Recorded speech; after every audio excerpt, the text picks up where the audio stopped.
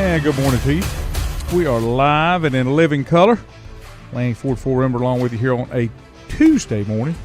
For some reason, I guess it's the old age thing. I'm struggling with days because I work so much they all just kind of flow and run together. But you're supposed to be having 6 Saturdays and a Sunday. Well, I thought when you retired that you only worked on the days that don't end in Y. Yeah.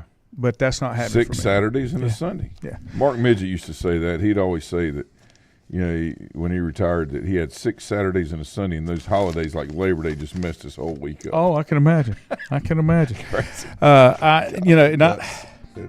Don't even get me started about what happens when you retire, because I called my daughter last night and we were talking. I called her about something else. I actually called her to ask her about the topic that we had about could states come in, take over local education. We're going to get into all that. A lot of stories we're going to get into. Just hang tight. But I go back and I want to first bring this up. Pick up a Lincoln Times today if you can, if you remember Tom Watson. Yeah. Tom Watson passed away last week, and they had a memorial service for him on Sunday. And my connection to Tom Watson is, when I first started playing football at the high school in the 8th grade, he was still an assistant coach on the Brennan Elliott staff. Mm-hmm. Troy Leatherman that went to Ford was there, and Wes Bean was the fourth one. Then when I went to 9th grade, we had the junior highs, and I went back to junior high and played. And Tom moved into the assistant principal's job, and he was there for my entire tenure. I saw somebody Sunday after lunch at Kickbacks, and he's a few years younger than I am. He asked the question, who was assistant principal after Tom moved on? And we couldn't remember. That's when Tom came to Catawba County when he left there. But Tom was 81, and his wife Brenda, married 59 years, 2 boys. I'm more familiar with Lance. He was an AD at Ford. Now he's at West Lincoln, if I'm not mistaken.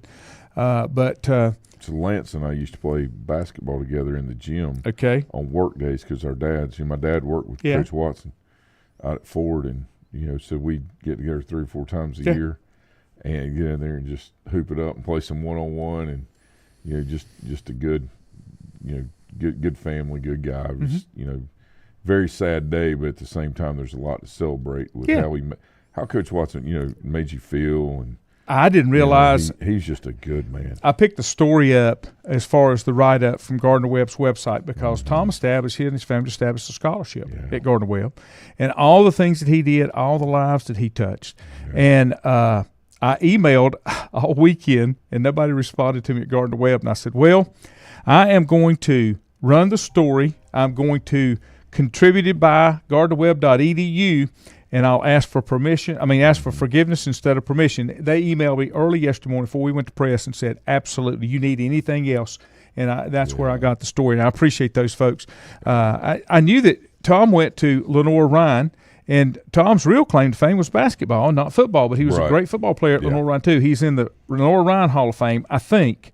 I know he's in the Catawba County Sports Hall of Fame. Yes. He's in the Lincoln County Sports Hall of Fame. And so I say that. I might take that back. I don't know if he is in Lincoln County now that I think about it. But he earned an associate's degree at Lenoir-Rhyne and then came to Gardner-Webb. I think that's right. Yeah. Just so many people and lives that he shaped. And Tom was very competitive. He was still playing competitive team softball after 60 on some of those senior teams.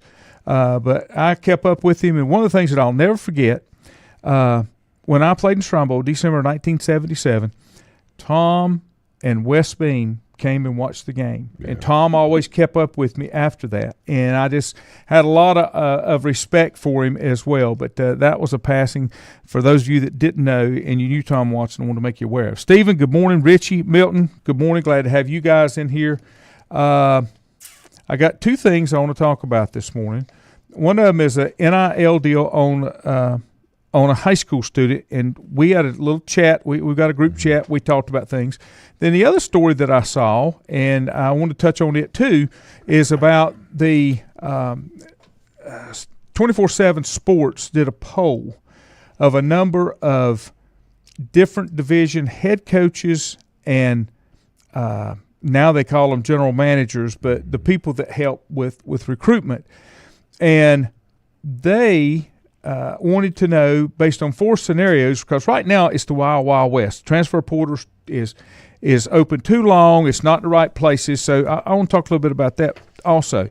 But I want to talk about this NIL thing that's going on. And the reason, and you made a lot of valid points, and I'm going to say that I don't think any of us are really happy that it's happening. We're not happy with the transfer portal. We're not happy with the way kids are transferring from school system to school system. However, I'll say this like I tell my children. Don't spend energy over something you can't change. Move on. You got to move on from what it is, whether that means, all right, I'm going to walk away from this sport or this classification of sports. Just do it. If I go to a restaurant and I get bad food and bad service, they're not going to get my money again. Might get it one more time just to make sure it wasn't a bad day. But, I'm going to control where I spend my money. And the same thing with this. You control where you spend your time.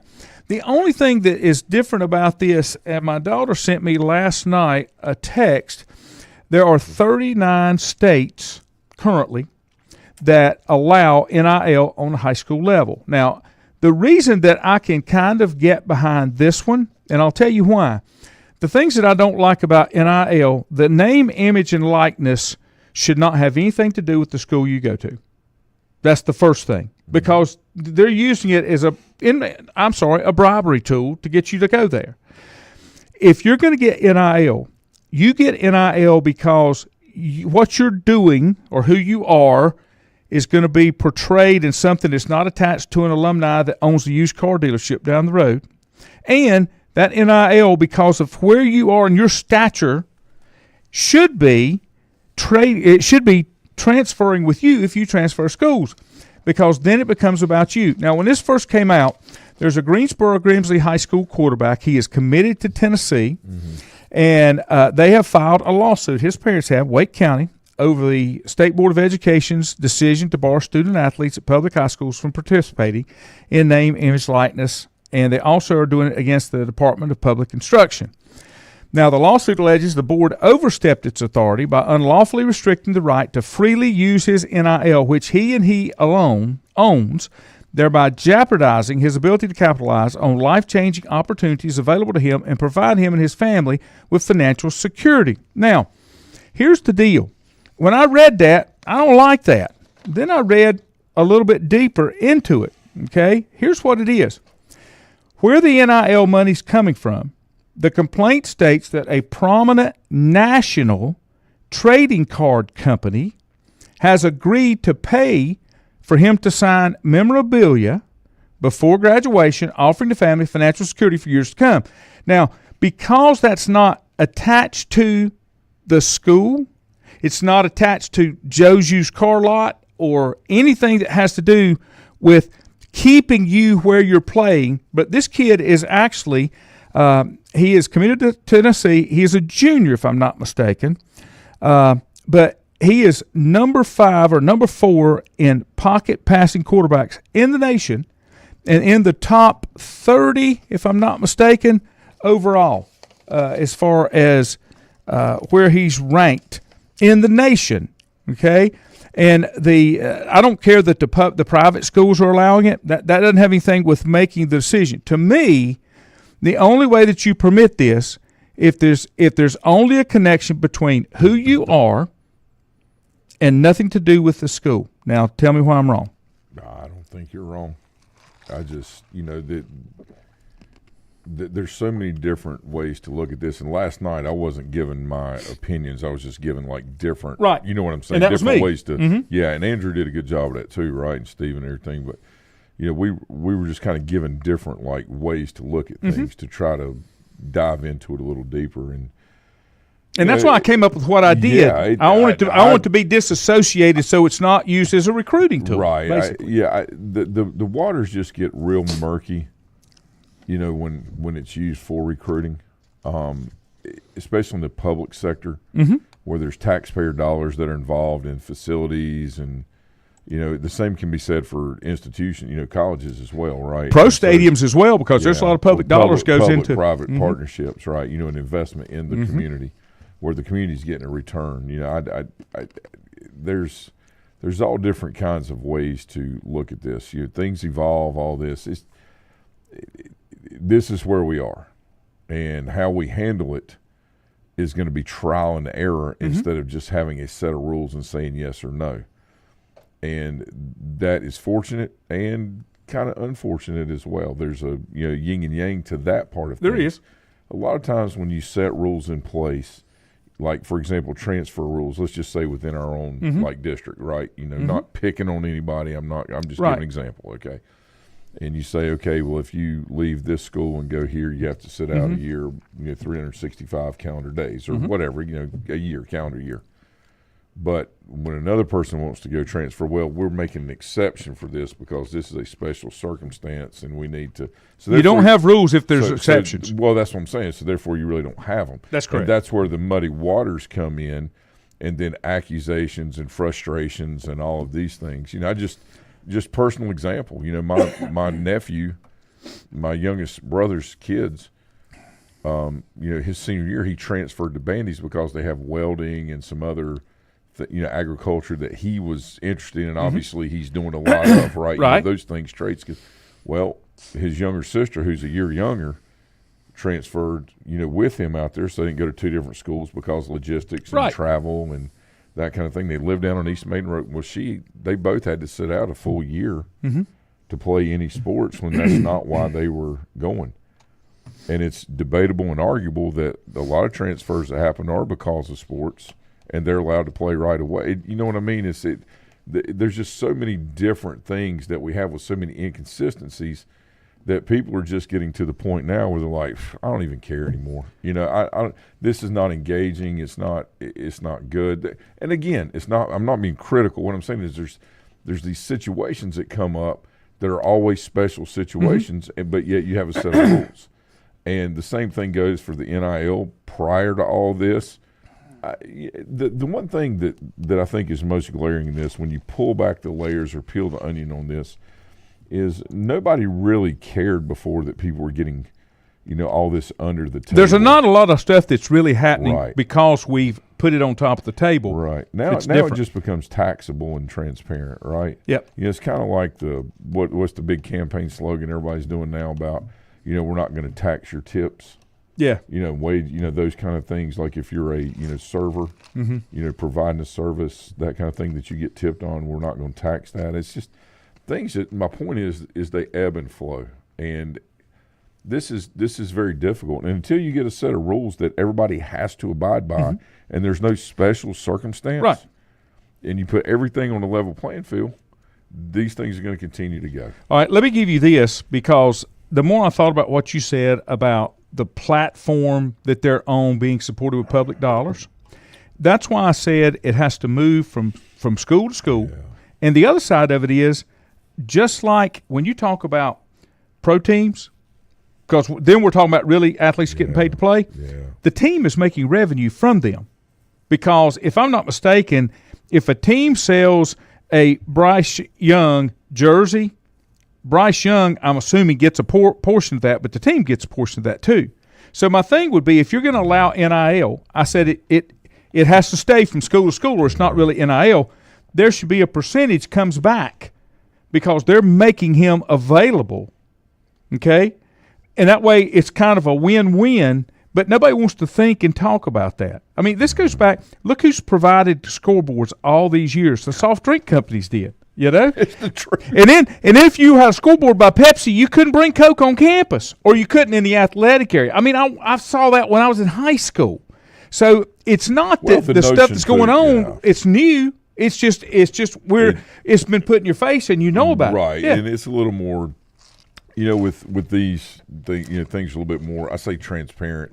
There's a little bit more information out there. The degree of transparency between truth and fiction is still probably at all-time high. I don't know, how all that works out, but there's so much, Lenny, that goes into this, and the whole issue is you're either a professional or you're an amateur, and we've now blurred those lines. Well, let me give you this. And one last thing, the other thing that really bothers me is, and I would like some explanation on this from anybody, and I'm like an intelligent answer, not one made up with emotion and, this, that, and the students that pay to go to college, all right, that pay the tuition each year, they may borrow money or may have saved, whatever, but they pay that tuition, all right, and, all of a sudden, all of these, nice things and benefits are given to these athletes. Well, we got donations from our, like East Carolina, like the Pirate Club, or the Ram Club, or that's Alumni Association. Yeah. And I'm like, yeah, but all these people are going to school basically at no cost and getting money when these are paying for a lot of the upgrades and the salaries and. Well, I told you from the beginning. I don't know how I feel about that. I really think if you receive funding separate from the school, that you being given an athletic or academic scholarship or whatever is actually taking away opportunity, because the affordability of things, not that you didn't earn those things, but the affordability, and we talk about wanting things for equal opportunity. A lot of people like equal outcome. Equal opportunity in these. I'm not really seeing that. I'm seeing favoritism over here with this, and you just fight the struggle and then you pay it back when you can. Well, I think I told you this from the beginning, and I have said this from the very beginning. If you get money off NIL, the first dollar you get has to go towards your tuition, your room and board, like a regular paying student. What about all the health care? But no, I'm just saying whatever cost is involved with it. That's what I'm saying. Whatever the cost is, it involves a student that's not on scholarship. Right. That individual, the first dollars they get has to offset that before they get anything in their pocket, because they shouldn't get the scholarship and the money on top. I don't like that. If they're getting money, that's kind of what I'm getting at. Then they may not get any money, but half of it would go against their tuition and room and board. People won't like that, but that's the only way that you can make it. I'm going to say the word you don't like, fair. It's not right the way that it's done. Fair means somebody got what they want, the other person said okay. That's what fair means, or just gave up, right? In a lot of cases, that's what the word fair, basic, in basic terms, a lot of times just comes out to be.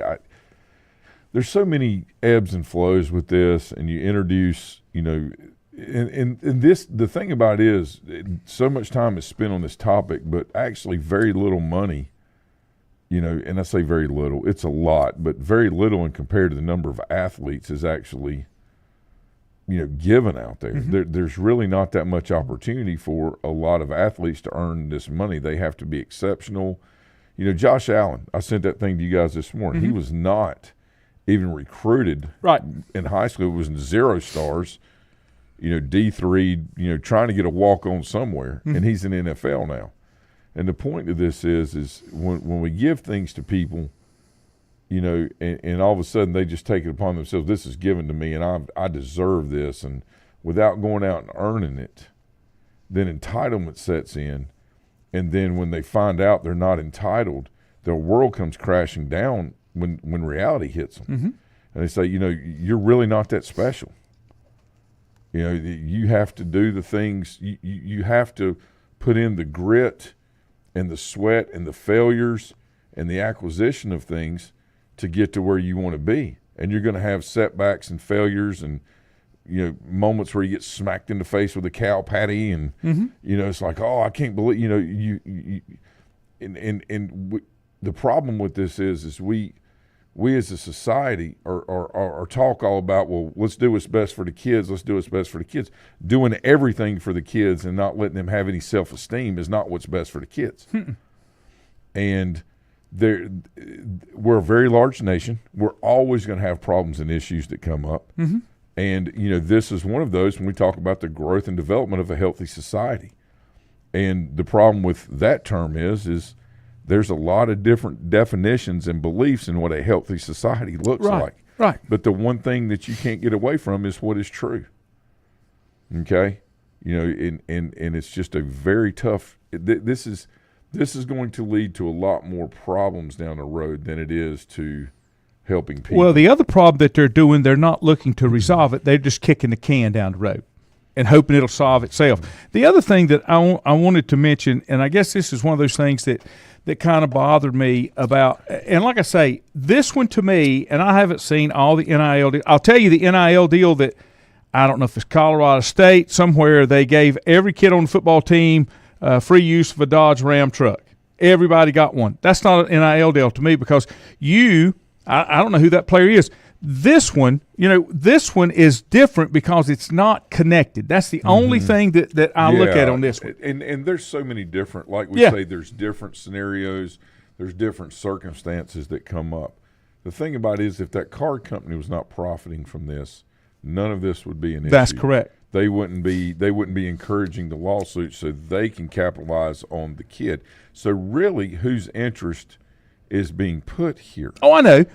And I'm not saying it's bad or wrong. What I'm saying is we just have to look a little more into, well, I'm getting mine. Right. There's taxation involved. There's all different kinds of things that come into play, and that's okay. You become an adult a little bit earlier. If you're being taxed on something, then that means hopefully you're earning it, and that's okay. It's like this big taxes. It's our right. Welcome to being an adult. Well, it's our responsibility and duty as American citizens to provide, for the common defense and the general welfare, right? Now, we can have a discussion off air about all the other stuff that is going on, but that's the point, so paying taxes is not like the worst thing in the world, okay? Sometimes people view it as the misuse of, or their interpretation of the misuse of money is what frustrates them. That was in the conversation I had last night. Right, and no problem. That's a debatable topic. The point of all this is nobody would be pushing for lawsuits, and companies wouldn't if they weren't benefiting from it. So the nobility thing that I been talking about the last 4 years, if all of a sudden we want to become civil and noble about things, it's just absolutely ridiculous. Yeah. The other thing, it's all give and take. It's the way the world works. I was gonna bring up, and this is one of the things that I guess where it's not the same, but it is kind of the same. If you're a classical musician and you go to school, you play in the orchestra and whatever, band, but you can take that talent and get paid to do a job using that. So there are some similarities but differences. But like I say, the only thing, this is going to be ugly, and the only people that's going to make money are the attorneys. That's what's going to happen with this. It always does. But the only thing I'll say is that is the first NIL deal that I have read about that I feel like is an NIL deal where it's based on your name, image, and likeness. The other ones that are, if these college players are getting paid to have their jersey number and name put on the back of a jersey, like for the football, the college Madden type stuff, I'm okay with that. But a part of it needs to come back to whoever puts you up there, like a manager or agent or whoever. Well, part of it needs to remember who provided the platform. That's what I'm saying. You got to bring some of that back. Yeah, to the house for you to be able to expose that, your talents and your, I guess flair or whatever, your style.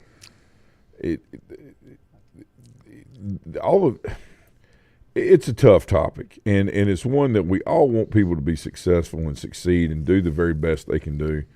The issue is when you throw the standards of anything out the window or you lower them, then you make things worse. It's like this. I was talking to a local restaurant owner who's worried about another restaurant coming in that basically serves the same thing they do. And I reminded him that there's a book that's out there, and it has to deal with money and psychology and these kind of things. And so what they did was they put a Pepsi-Cola machine inside of a factory. And let's just say that people walk by it, and that Pepsi machine did like $100 a week. All right, so a couple months later, they put a Coke machine right beside it, and we talked about this last week. So, you would think that it's probably 50-50 instead. No, the Pepsi machine did $100 a week, and so did the Coke machine. Providing more choice for things not a bad thing. Actually increases the level of opportunity. Therefore, standards have to be raised, and more has to be invested into those standards, right, for a higher quality product. It works that way with people as well. And the capabilities of people a lot of times are, at question. by experts on, well, this person's only capable of doing this, or, trying to identify things early, right? Like Garrick, for example, when he was like 5, I think him or Quinn, they wanted to be like a pirate for Thanksgiving. Well, I mean, I'm like, I'm Thanksgiving for Halloween, right? And I'm like, you can do that, but as you get older, that may not be the best choice of, a career. But we can go through that now and talk about it, But I'm not gonna, make you wear a patch over your eye or poke your eye out, or right. Make you wear a crutch around either, right? So we have to walk through those things and help educate. And all of this just seems to be that part of this seems to be thrown out the window, and it's just about give me the money. Well, what you're trying to do that's not being addressed here is we need to make sure you understand the reality of this, and it's not just as simple. Like I said, I think some of the NIL stuff, until you're a professional, would dry up if you attach that NIL to that kid, and he got it regardless of where he went. Then these alumni that are giving NIL money for kids coming to ABC University and then leaving a year later, and the money goes with them, they're not going to like that. But what you're doing is you're really not sold on the gain that you're going to have by investing in that individual in name, image, and likeness. Well, think about the young man that played at Clemson that transferred, I believe it was to Oregon State. Is that right? And now he's back at Florida State. State. Mm-hmm. So the whole premise of this was, in case you're wondering, he don't win there either. Just a side note. Well, I think the big thing is he went out to Oregon State and did really well. Obviously he's a good person, and he tries to do things right. But the big capture for Florida State was really not in DJ's interest as much as trying to say, hey, Clemson, look what we got. Yes. And we're going to bring, now that narrative may have flipped a little bit based on the weekend, which was very telling about what power football does to a bunch of people that run around really fast. Okay, who has a bigger offensive line than Georgia Tech? I'm not so sure that anybody does. That's some of the biggest human beings I've seen on college football. Now, the white pants did make them look bigger, or the color, whatever, just the uniforms and things. But what I noticed is those 260 and 250-pound defensive linemen for Florida State were getting mauled. So, they're quick and fast, but when you go toe-to-toe in there and you push forward, that speed starts running the other way. Yep. Right? That's right.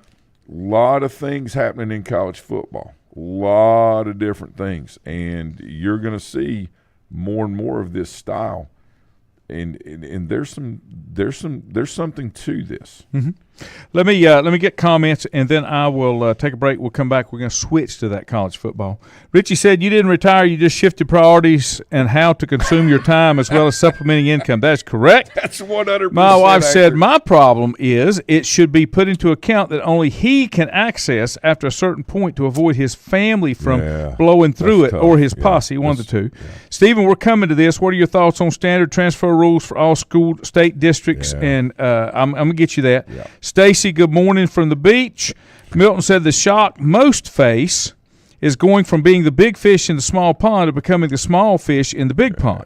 Richie said, did you see that Jordan Brand has entered the NIL game? The Jordan Brand has signed two brothers from Southern Cal, the real Southern Cal, the real USC out isn't Southern Cal. So if you're talking chickens, I'm not really interested. That's okay.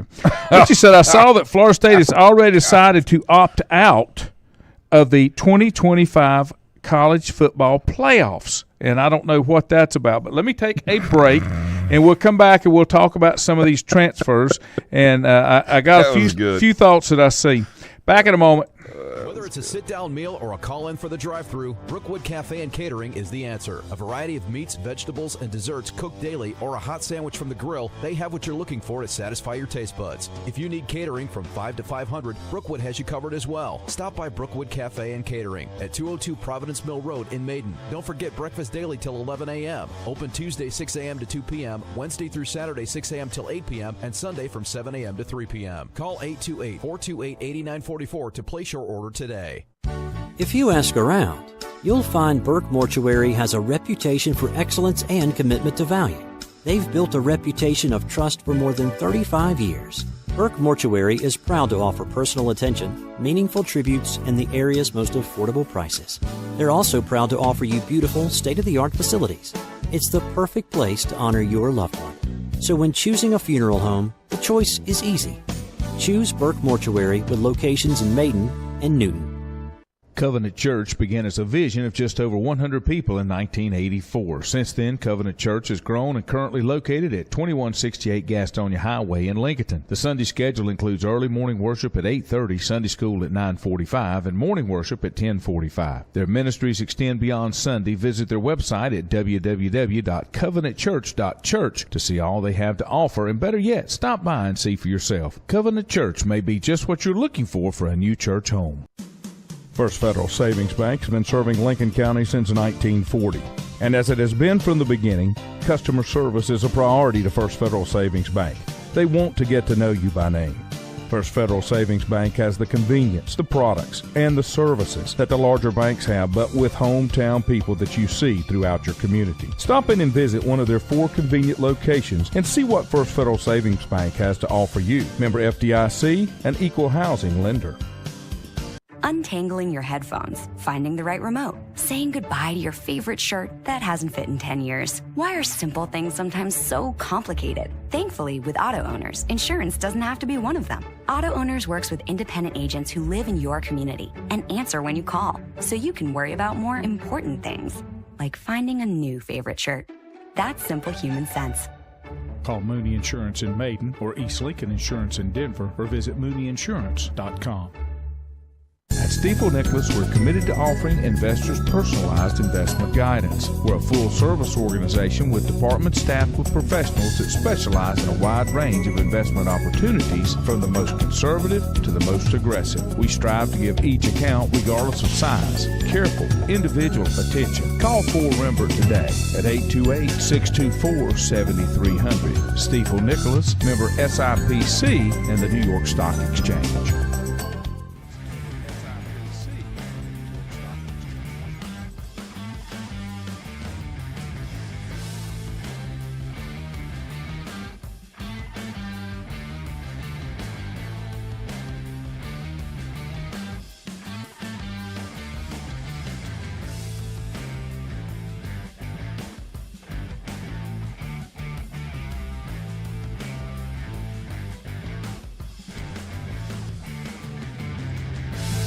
All right, welcome back.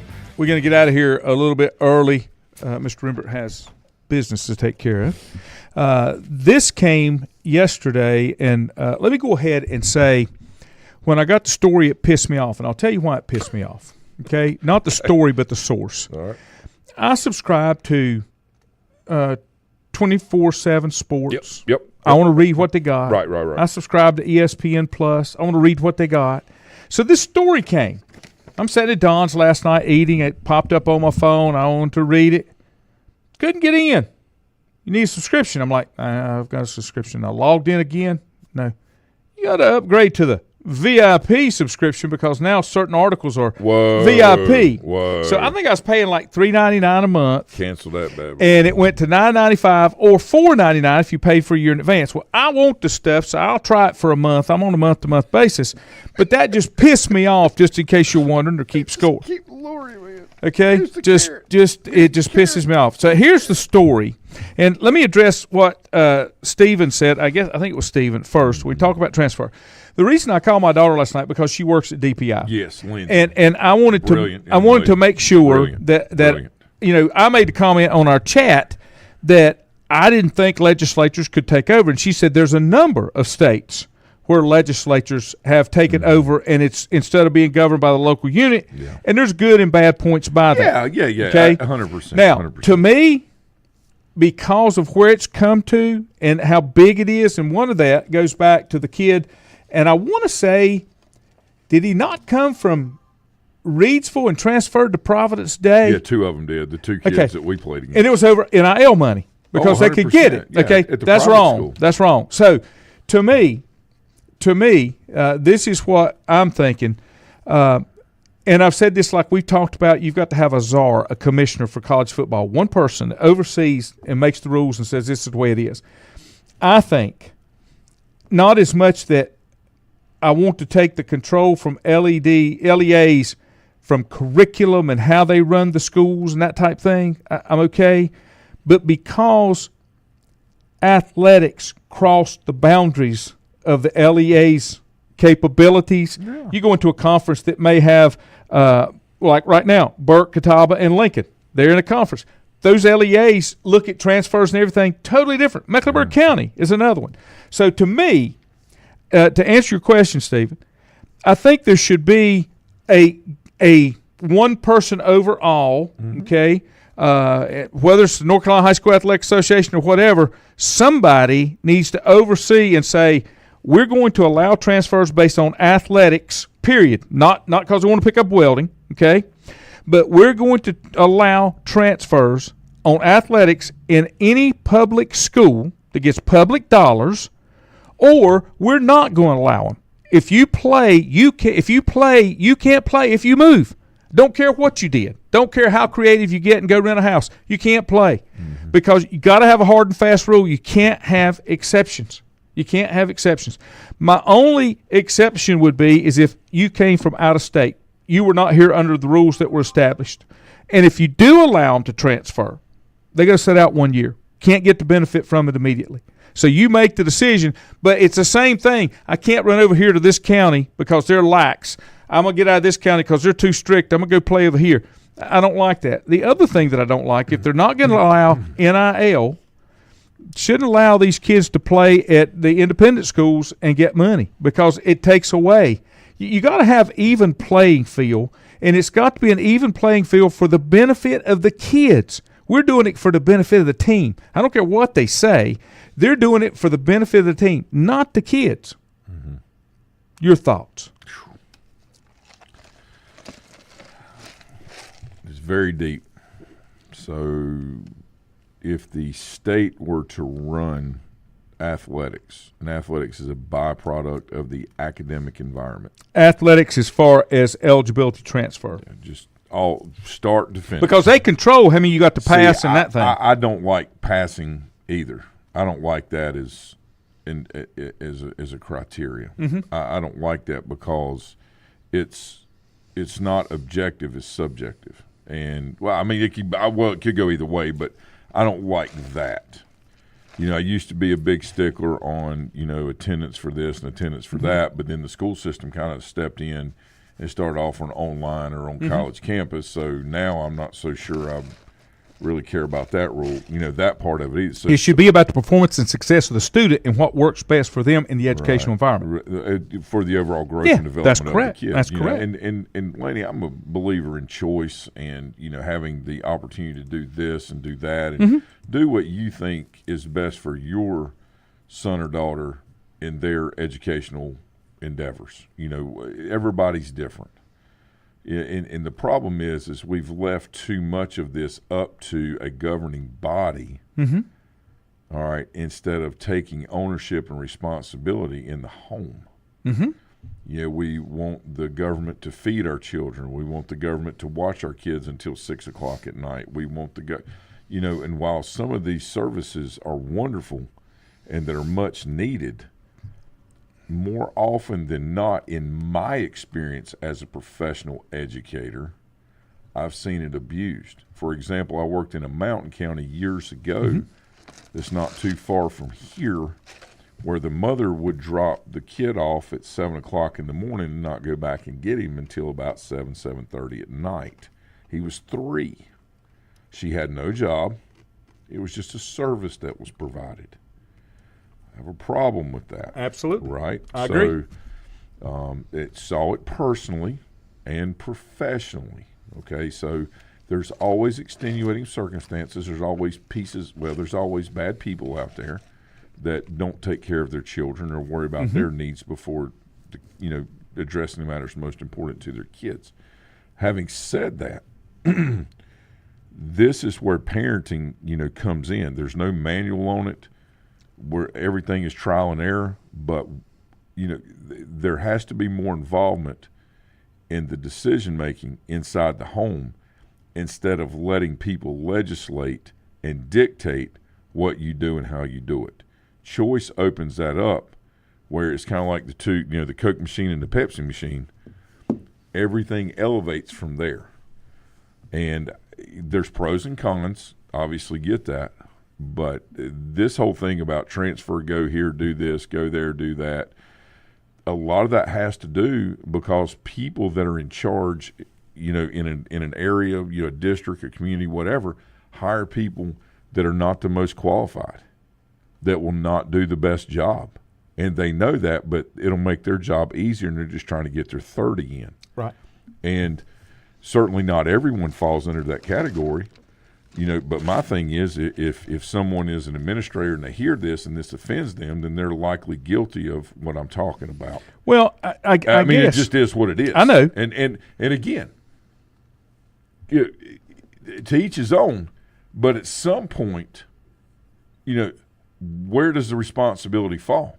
And in the end, regardless of what the political speeches and the rah-rahs, we are only responsible in the end for ourselves. Mm-hmm. And when we give that responsibility away and say, save me, help me, I can't do anything without you, this is what it comes to. Well, I guess where I'm living in the fantasy world that everybody will make the best decisions and provide. No and I know way. that. And I No know that. way. I know that. It's No just that way. I don't want to see the kids that are trying to do it right get abused because, when I say abused, don't get the same opportunities yes, because of something that they allowed to happen. But again, Lanny, when this happens, as a parent, you step in, just like I've done with both my children, and said, you know what, life may not seem fair. Often it is not, or why. That's reality. Right. But this is the way of the world, so we make it a teachable moment. Right. So that way when something happens in you, like your marriage or your job, and you get blindsided by it, you just don't go like, you say, you know what, I'm going to own this 100%. Yeah. This is on me no matter what, and I'm going to do what I need to do to fix it. Correct. These are teachable moments. The problem is, what's the first thing that we see today? It's your fault. Yeah. You did this. Yep. You're not allowing this and that and the other. Yep. Now, there may be some truth to that, but in the end, if you're not getting complete control of the outcome of that situation that you want to put yourself in, then you got to step back and take ownership of it. Where that comes from, but usually where that comes from is when you take a situation and the situation applies to you and applies to Parent B's situation. Parent B is allowed to do it because they got a connection and Parent A can't. That's when I have a problem, because then you're not giving equal opportunity. I mean, everybody's got their reasons on why they want to do something, and that's why you got to have hard and fast rules. Yeah. And here's the other thing, just a quick point, and we'll do the NCAA thing on Thursday because Forrest's got to go.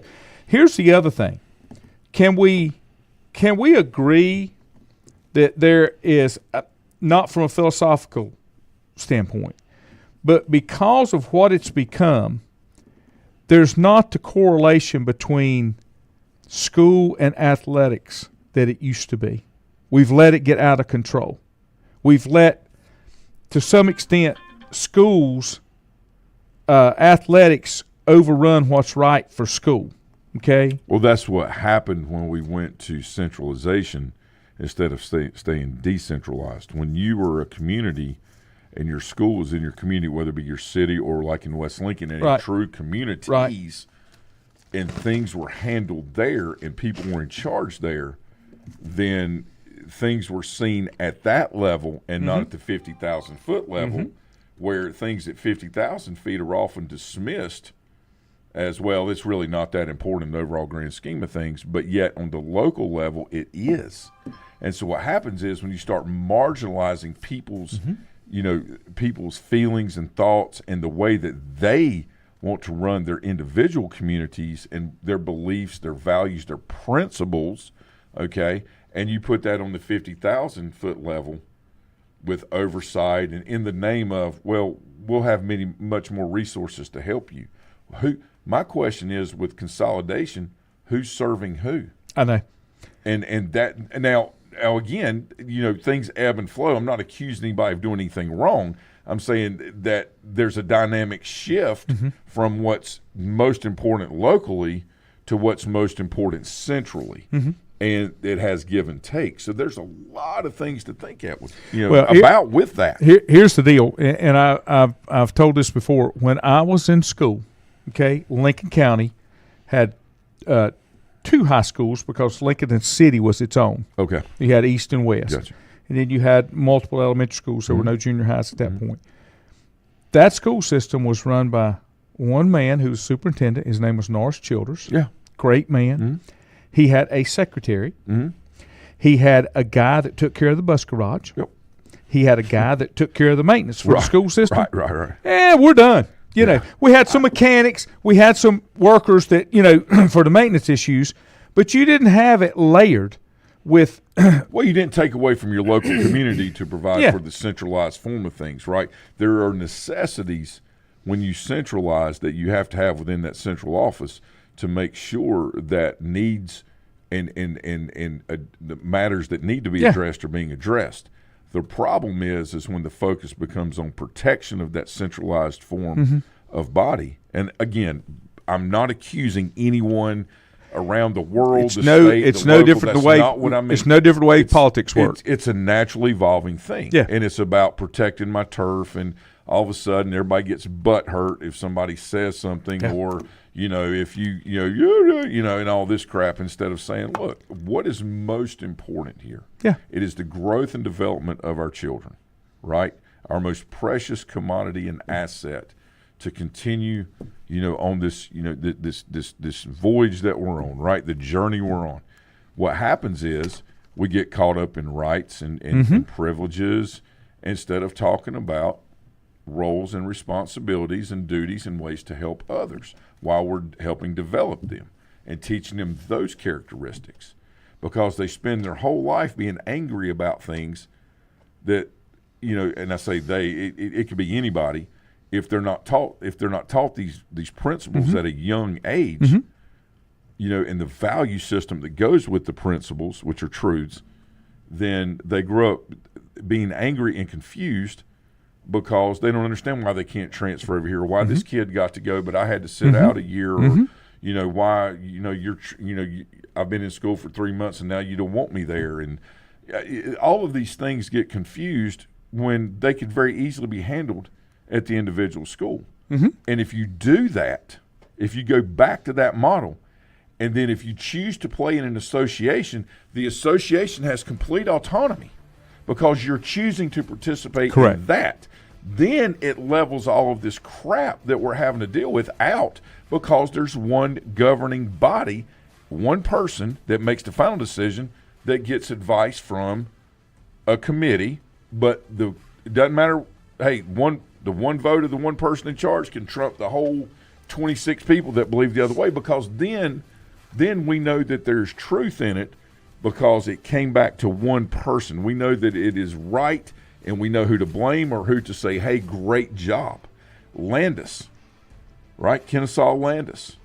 That's why baseball had to clean up, because they allowed betting or didn't allow it, but they wanted to allow it, and then they didn't. It's this whole NIL thing. And what's going to happen is eventually one person is going to come in and clean it up because they've had enough. Lincoln is correct. Independence did a while back. G is weighing in this morning. He said the transfer portal can be used as a way to get out of bad environment or to go somewhere else for more NIL deals and take somebody else's job. We're going to talk about that. That's a good point, G. Hang on, G. We're going to talk about that.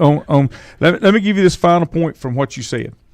Everywhere that I've been, that I have been in management, and I've had employees that I am responsible for, and I'm the first one to tell you that any job that I have done that had employees, it was based on how good a job the employees did. They were a reflection of me, not me. People talk about that's a good-looking paper. Well, don't tell me. You tell the people to do it, because I'm just in charge. You're overseeing it. But let me tell you, and this is the reason. That's the point. This is what I always say to employees. Hey, we are a democracy. We've all got a voice. But when the decision made, it's a dictatorship. Right. I'm going to make the final decision. Right. I will appreciate your input. I will use it in evaluating the situation to see if there's points that I have missed or points that I was wrong on. But ultimately, because I'm the one that's going to have to answer for it, it's going to be me that makes that decision. I tell the kids that when I coach them. Yep. I'm like, look, we want to talk about things. We want to do this, but when the decision has to be made, it's a dictatorship. Because nobody that's out there is going to ask that kid why you did it. They're going to ask that coach why you did it. I'm going to base my decision on my experience. All right, my skill and judgment. Yep.